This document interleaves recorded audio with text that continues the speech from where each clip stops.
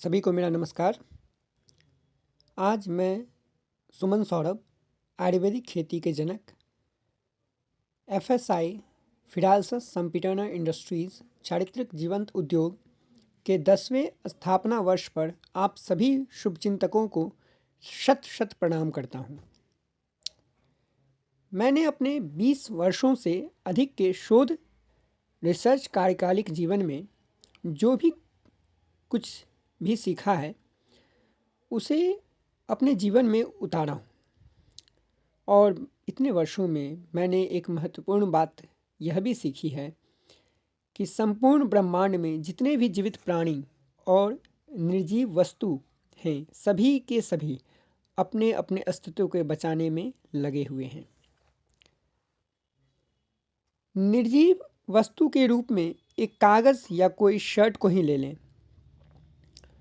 तो हम देखते हैं कि अगर कागज़ के समूचे भाग में से किसी भी जगह पर कोई भाग या कोई टुकड़ा गीला हो जाएगा या फट जाएगा तो समूचा कागज़ धीरे धीरे नष्ट हो जाता है। और यही स्थिति शर्ट के साथ भी है कि अगर शर्ट का कोई धागा निकल जाए तो पूरी शर्ट धीरे धीरे खुल जाती है और शर्ट खराब हो जाएगी। साथियों, यही स्थिति ब्रह्मांड के हर जीव और वस्तु के साथ है। हर कोई अपने अस्तित्व को बचाने में लगा है और यही इस ब्रह्मांडीय संरचना के विनाश का कारण भी है। आज मैं इसे इसलिए कह रहा हूँ कि हर जीव और वस्तु सिर्फ अपने लिए कुछ भी कर रही हैं, लेकिन वायु एकमात्र ऐसी चीज़ है जो हमेशा दूसरों के लिए काम करती है। वायु जीवित प्राणियों के लिए जिंदा रहने और भोजन बनाने के लिए अपना योगदान देती है और निर्जीव वस्तुओं के लिए उनके आकार को बनाए रखने के लिए अपना योगदान देती है। और इसलिए मैंने वायु को अपना आदर्श मानते हुए अपना संपूर्ण जीवन और शरीर दूसरों के लिए समर्पित किया है। और इसलिए मेरे जीवन का उद्देश्य सबको प्यार सबको भोजन है, क्योंकि बिना प्यार के हम किसी को भी समझ नहीं सकते और बिना भोजन के कोई जीव जीवित नहीं रह सकता है। और इसी के लिए मैंने अपने जीवन में हर कोई जीवित प्राणी जो भी मुझसे मिला है उसके लिए सही कर्तव्य करने की कोशिश करता रहा हूँ, फिर चाहे सामने वाले के मन में मेरे प्रति कोई भी अच्छी या बुरी भावना हो।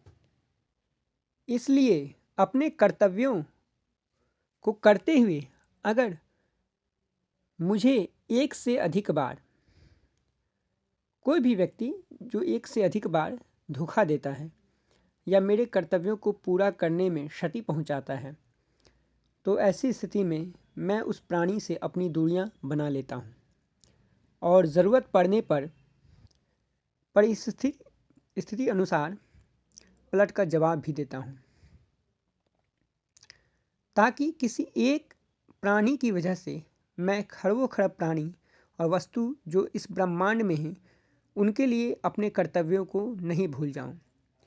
क्योंकि ईश्वर ने जो मुझे यह जीवन संसार में स्थिरता लाने और संसाधन का सही उपयोग करने के लिए दिया है, और इसलिए मैंने कई अलग अलग क्षेत्रों में आविष्कार और शोध करने के बावजूद भी कृषि आधारित कार्य को सर्वप्रथम स्थान देकर प्राथमिकता दी है, ताकि हर जीवित प्राणी को उसके शारीरिक संरचना के अनुकूल भोजन मिल सके और हर किसी की आत्मा तृप्त हो सके।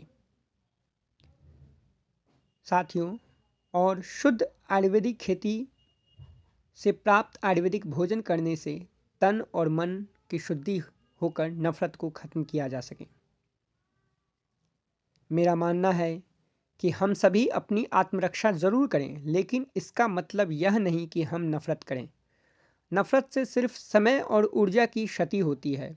नफरत करने के बजाय हमें सबके लिए प्यार की भावना हो और सबके लिए भोजन की व्यवस्था करनी चाहिए।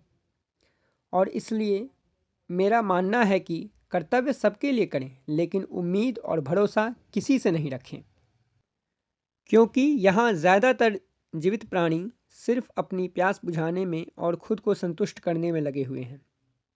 और इसलिए एफएसआई फिरासत संपीड़न इंडस्ट्रीज़ की स्थापना सभी जीवित प्राणियों और निर्जीव वस्तुओं में संतुलन बनाते हुए सबको प्यार और सबको भोजन देने के लिए की गई है।